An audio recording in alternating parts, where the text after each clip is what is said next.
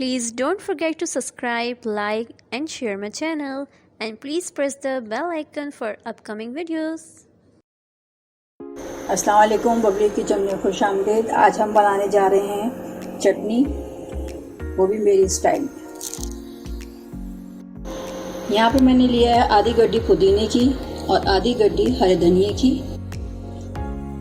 ये 10-12 मैंने यहाँ पे बादाम लिए हैं। ये साबुत मिर्चें ली हैं लाल, 10-12 हैं।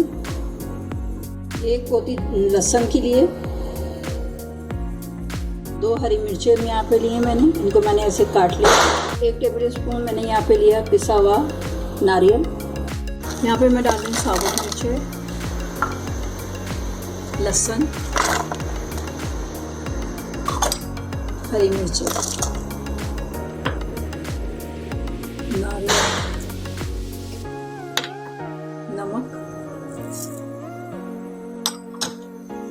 बादाम,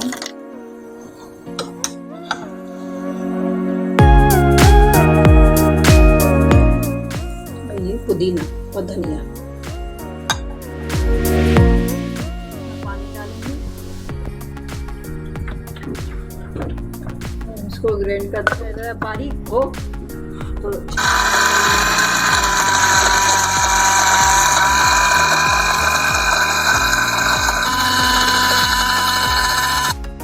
ये देखिए यहाँ पे हमारी चटनी पिस गई है।